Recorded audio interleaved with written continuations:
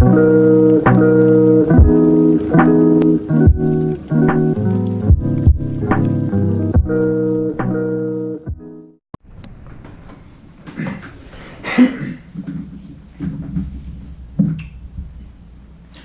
how goes it? And welcome back.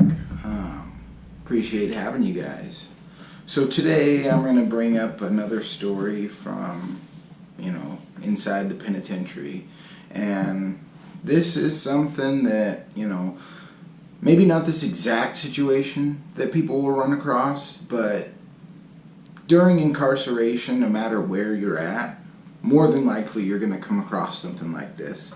And it's, talking to or being involved with, one of the key holders, one of the shot callers, one of the people that are directing traffic. So this is, shortly after I got there, I had met up with a guy I'd done business with on the streets, who I would call a friend. And he was kind of, showing me the ropes on the yard, so to speak, introducing me to a few people. And, part of that is just knowing who's who. Like, if you got an issue with these people, who you talk to, etc. So he introduces me to this shot caller guy, white dude. And, I'm not going to say exactly what organization he was involved with, but he was a white dude. Just introduced me and said, hey, this is so-and-so. And I talked to the dude for a minute, and I will never forget this, especially, I wouldn't have forgot it regardless, but later on in my bid, it just kind of seemed weird to me. But he asked me, hey, are you a good dude? And I was, obviously, so I told him yeah, and kind of explained my situation a little bit to him. And he's like, oh, I'm just kidding, I know he wouldn't introduce me if you weren't, or that he'd even be talking to you. So I'm like, okay, whatever. And I seen this dude regular. He wasn't on my unit, but between yard and card room and chow and just a lot of the other things that go on, you mix with other units and you see other people. So I had seen one instance where, so these guys were on site with a particular other gang, right? Well, all the haircuts are done in the multi-room barbershop. So I don't know if the dude, so we were on the west side. West side's all cells. East side, it's like mostly like a dormitory setting, open bay with bunks. And then there's like an incentive unit with cells, and it seems to be one other. I don't know, fully, because I was never over there, but you hear people who have kind of been on both sides. So anyways, not that that matters, but long story short, one of the dudes seen this guy from a gang they were on site with. And, they took off on each other, went to the hole. Well, this dude gets out of the hole, and the shot caller guy says, and for the purpose of this, we're going to call him Reed. The Reed dude says to the other gang members that, hey, he's no good because, when he took off on the guy, they didn't go until they were sprayed, or something to that effect. So the dude was like pissed about it, you know what I mean? Because that's not exactly how it went down. And he's like, God, that seems weird. Well, it turned out that dude's people on the street had figured out that this dude, the shot caller guy, was no good. Like a super bad dude, right? But the dude that, took off on the other gang member didn't know anything about it, hadn't talked to his people. So he goes to the hole, and that's kind of the end of it or whatever, right? So I end up going minimum, and probably 2 months, maybe 3 months passes, right? And I see this dude who comes to the same facility I'm at, we were both at EO, and then both got transferred to this Deer Ridge. Well, he proceeds to tell me that, hey, so and so, the Reed guy, ended up being a super bad dude. Had like raped this 17-year-old girl and was prostituting these other 2 girls out. And it's like, whoa, like it wasn't like something, kind of weird or potentially tolerable. No, he was a straight bad dude. No questions asked. Like, had anybody figured that out, he would have been taken care of. So, and then he proceeds to tell me, dude that the dude that this Reed guy sent on a mission ended up figuring this out, pulled his paperwork, and when he got out of SEG, they stuck him on the other side of the yard because, they thought that there was issues with this gang. Well, he ended up going over there and he gave dude this paperwork from the same clique, and dude verified it, and they took this dude off the yard, this shot caller guy. And and I'm hearing this at a completely different facility, so I didn't see any of it go down or nothing like that.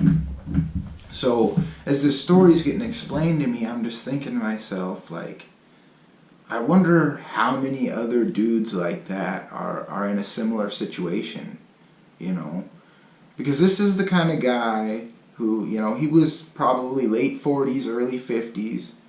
He'd been through this rigmarole a few times. So it's like, so the reason he was in there was for this, the rape of this girl and prostituting these other girls out. But, he shows up, and since he's known and he's got people there, nobody even questions him. And I'm sure that there's got to be other people like that. I'm sure since that incident, at least at that institution, tightened some people up. But it's just, it's just crazy to think of. So anyways, fast forward like another month or so, right? And so this minimum facility that I went at to, I'm not going to sugarcoat it, there was a lot of bad dudes there. It was a minimum 2, so they have a fence still. Because any sex offender has to go to a camp with a fence.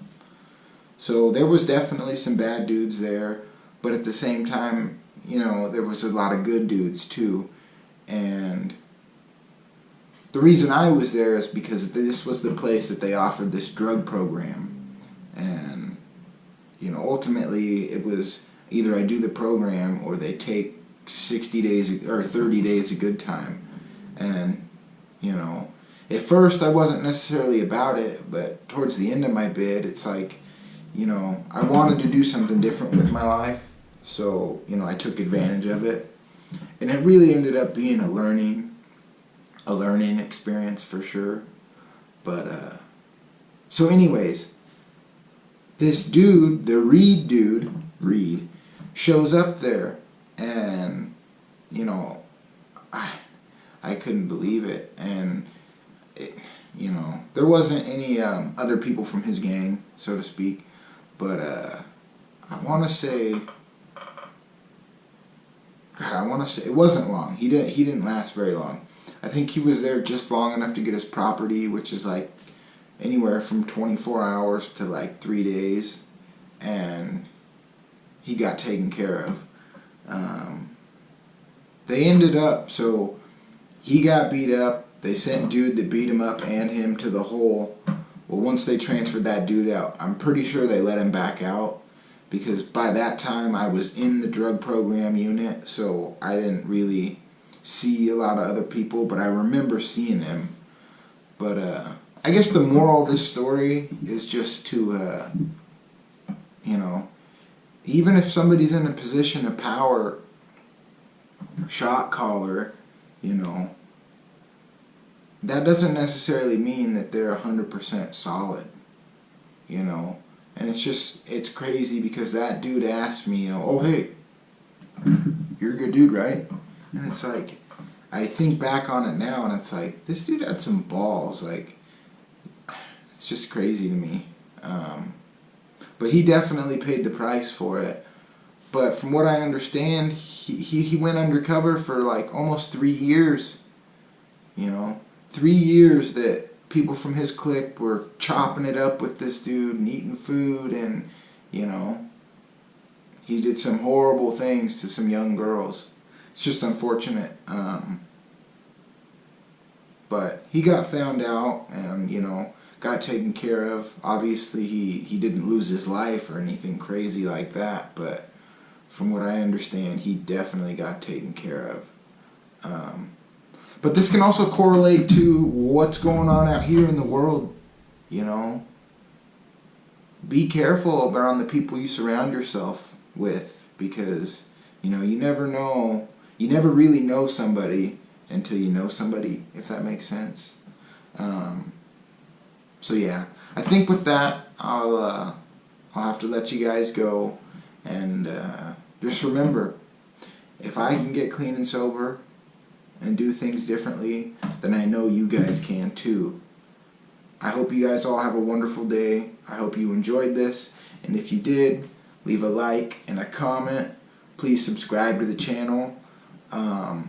I posted something saying I'm going to try and do like Wednesdays and Saturdays, and that's not set in stone yet. I'm still trying to figure it out exactly how I want to do it, but at least twice a week I'm gonna guarantee you that.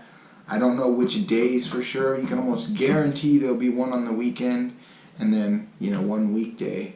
But yeah, until we meet again, I hope everyone has a good one. Later.